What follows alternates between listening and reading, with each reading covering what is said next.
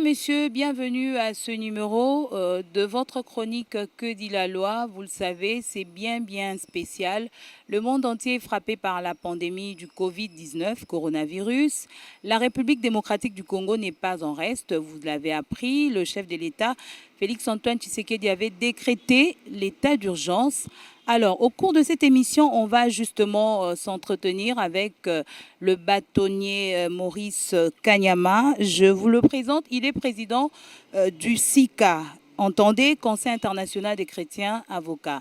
Monsieur le bâtonnier, merci d'avoir répondu à notre invitation et merci de nous recevoir ici chez vous. Je vous remercie.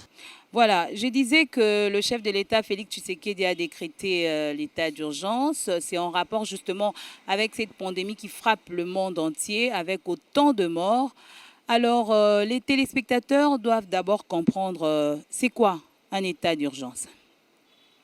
Oui, merci pour la question. Effectivement, nous traversons une période difficile, une période pas comme toutes les autres périodes, où effectivement le président de la République, chef de l'État, a pris une ordonnance qui décrète l'état d'urgence sanitaire.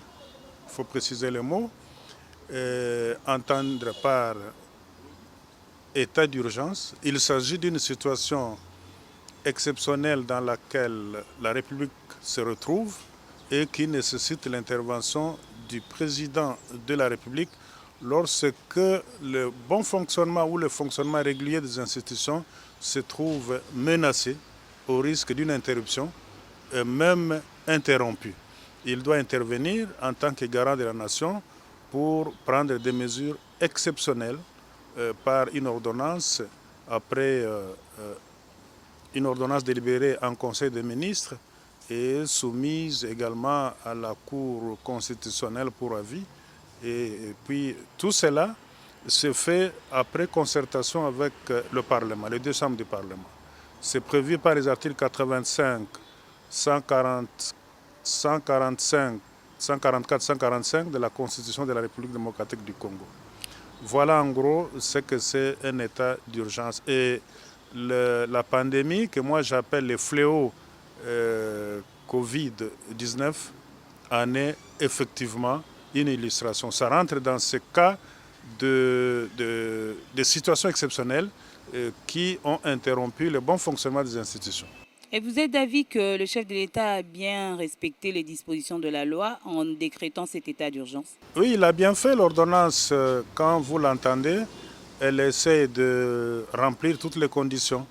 Après concertation avec les deux chambres, après avoir exposé cette ordonnance en Conseil des ministres qui a été délibérée, et le chef de l'État est parvenu à prendre une telle mesure. Quand bien même tel n'était pas le cas, mais il y avait état de nécessité. Le chef de l'État, comme garant de la nation, doit rapidement intervenir pour essayer de réguler la situation qui nécessite une intervention urgente. Alors, monsieur le bâtonnier Maurice Kanyama, on parle pas seulement état d'urgence tout court, mais on précise ces termes état d'urgence sanitaire. Le terme est-il approprié? Oui, écoutez, nous voulons dire, quand vous lisez l'article 85, quand on parle que lorsqu'il y a une situation exceptionnelle qui risque d'interrompre le bon fonctionnement des institutions, Covid-19 est une situation exceptionnelle qui a même déjà interrompu le bon fonctionnement. Aujourd'hui, il n'y a plus de fonctionnement régulier des cours et tribunaux. Les assemblées provinciales ne peuvent pas siéger. Et même l'Assemblée nationale et le Sénat ne siègent pas. Donc il s'agit d'une interruption réelle. Quelle que soit la cause, que ce soit la guerre, que ce soit une maladie que vous appelez une maladie pandémique, que moi j'appelle un fléau qu'il faut absolument attaquer. Encore que ce fléau n'intéresse pas seulement la République démocratique du Congo, mais le monde entier. Le monde entier. Les frontières sont fermées et même certaines entreprises ont dû fermer les portes. Il y a les nouveaux termes que nous avons tous appris, le confinement. Tout le monde reste chez soi en train d'observer les mesures d'hygiène. Et ça, c'est une interruption réelle du fonctionnement des institutions de la République. Voilà, je rappelle que Maître le bâtonnier Maurice Kanyama est président du Conseil international des chrétiens, avocat. Alors, vous parlez de confinement. À Kinshasa, c'est le confinement partiel parce que on a raté le confinement total après justement la décision de l'autorité urbaine. À ce jour, il y a des transmissions, des cas de transmission à Kinshasa. On est déjà à plus de 80 cas de coronavirus. Est-ce que par rapport à la loi, la transmission du Covid-19 est-elle condamnable? Bien sûr, mais moi je crois qu'il faut ériger ça à un crime contre l'humanité. Vous voyez, comment quelqu'un qui se reconnaît déjà être contaminé peut dire je veux faire l'automédication dans ma parcelle, dans ma chambre, chez moi, et il essaie de prendre la chloroquine qui n'est pas prescrite par un médecin. Il sait que moi je suis pire que le sida et il fréquente les autres, il les touche et il transmet cela. Bon, quand bien même lui peut être guéri, mais ceux à qui il a transmis cette maladie peuvent mourir. D'où j'en appelle certainement aux Nations Unies de pouvoir ériger ça en crime contre l'humanité. En crime contre l'humanité, vous ne trouvez pas que c'est trop fort? Parce qu'il y a certaines personnes qui transmettent le virus et qui ne sont pas conscientes d'être porteurs de ces virus. Oui, mais c'est ça. C'est-à-dire que j'ai bien précisé, à partir du moment où vous en êtes conscient, vous savez que vous êtes en France, vous êtes déjà malade, mais vous prenez l'avion, vous atterrissez en Dili et moyennant 1000 francs, vous échappez au contrôle et vous venez transmettre ça à la cité. Mais vous êtes pire qu'un démon. Vous voyez, une telle personne, si jamais elle ne mourrait pas, elle pourrait être poursuivie pour crime contre l'humanité parce que c'est susceptible de détruire toute une nation. Parce qu'une seule personne qui transmet, celle-là va transmettre à 10, 10 à 20, 20 à 1 million, 1 million à 10 millions à Kinshasa, 10 millions finalement à 85 millions de la République démocratique du Congo. Il n'y aura plus que des mouches. On voit dans certains pays d'Afrique aussi, comme partout dans le monde, où les autorités ont mis en place des sanctions contre toutes ces personnes qui refuseraient de rester chez eux à la maison en rapport justement avec ces confinements. Est-ce que vous proposerez aussi une telle démarche à Kinshasa au cas où le confinement serait réellement total à Kinshasa ou encore quand bien même c'est partiel, des condamnations ou encore des sanctions allant dans ce sens? Oui, mieux que Kinshasa en tête-tête, il n'y en a pas. Il n'y en a pas parce que jusque-là, il y en a qui croient qu'on est malade à Bamindele. Il y en a qui disent non, mais pourquoi on nous demande de rester à la maison parce que nous vivons au taux du jour. C'est-à-dire que chaque jour, je sors, je vends de l'eau et c'est comme ça que je vis. Il n'y a pas d'embauche, il n'y a pas ceci. Mais cette tête-tête peut être aussi corrigée par les forces de l'ordre. On vous voit en train de trimballer sans raison, eh bien on vous administre 2-3 chicottes. Rappelez-vous à l'entrée de musée. Les gens se mettaient convenablement dans les bus parce que le receveur recevait quelques chicottes dans le ventre et la discipline était démise, n'est-ce pas? Et la meilleure correction qui pourrait être est celle-là. Mais on va vous dire, les droits de l'homme, n'est-ce pas? Maintenant, où se trouve le droit de l'homme? Se trouve le droit de l'homme. Si cette maladie était partie du Congo vers d'autres pays, les droits de l'homme crieraient. Mais dès lors que on en a importé au Congo, mais on s'était. Vous avez vu les Nations Unies réagir. Mais on a décrété le confinement. Le gouvernement a dit non, mais ajournez ça pour quelques jours. Là, on vient de décider de financer les pays concernés. La République démocratique n'est pas là. Mais pourquoi ça? Chaque pays a sa méthode de contenir cette maladie. Ce n'est pas ce que vous avez décidé que nécessairement s'adapte à la République démocratique du Congo. Et je crois que la décision qui a été prise par l'autorité suprême vaut. C'est question d'avoir les mesures d'encadrement. Il faut avoir les mesures d'encadrement. Le Quinois est très têtu, le Congolais en général est très têtu. Ce matin, on nous dit, apparemment, sur la montagne qu'on appelle Benseke, il y en a qui étaient là, en attroupement, en train de fouler carrément aux pieds les mesures qui ont permis à leur leader de recouvrer la liberté. Parce qu'il aurait pu vivre en cachette jusqu'au retour de Jésus-Christ. Mais on le met en liberté,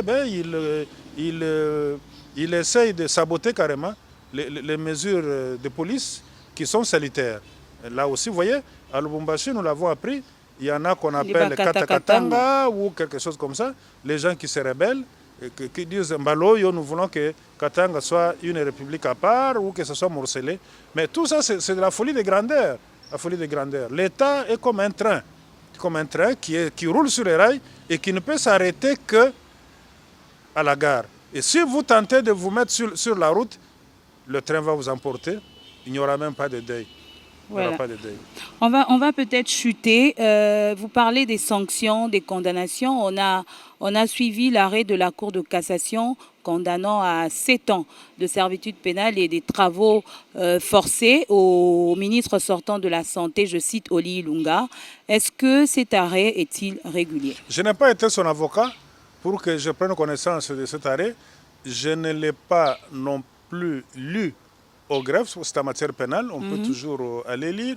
Je l'ai appris de la même manière que vous. Okay. Condamnation à 7 ans de servitude pénale ainsi qu'aux travaux forcés.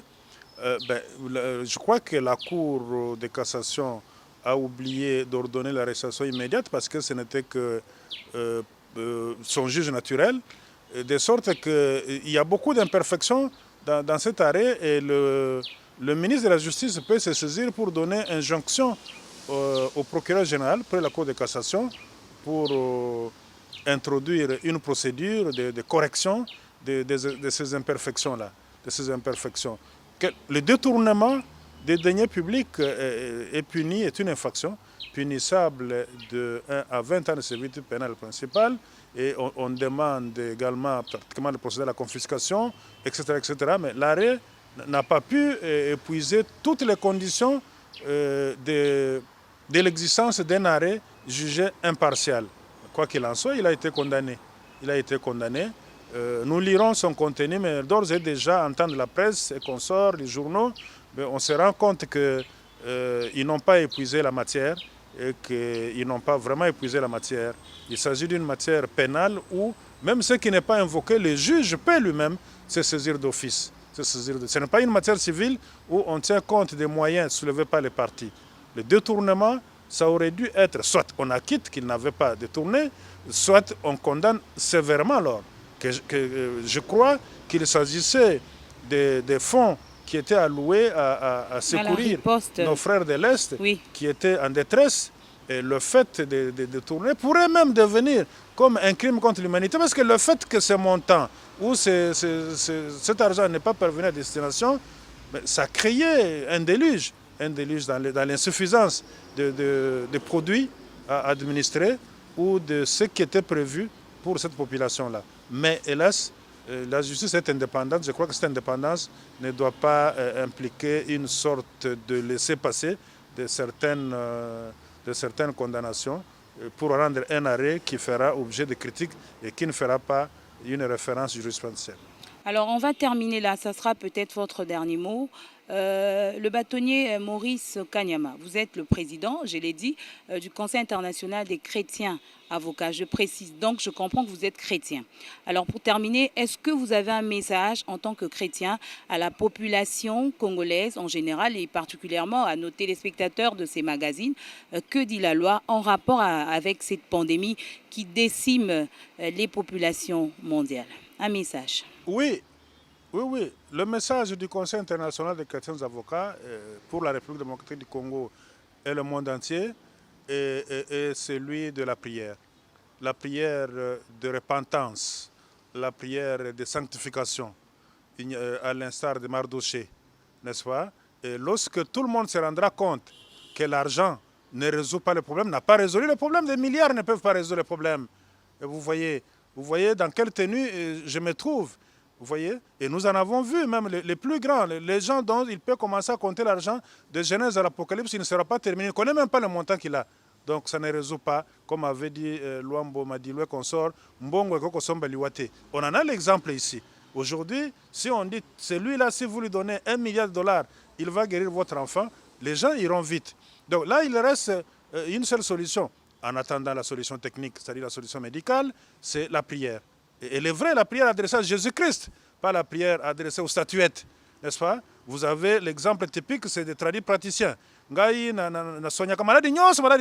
Où sont-ils, ces tradis praticiens? Où sont-ils? Personne ne sait même lever la voix pour dire ben moi je soigne l'hémorroïde. Donc ce sont des charlatans. C'est la fin de leur règne. Maintenant, il faut tourner. Ce pays a été consacré à Dieu.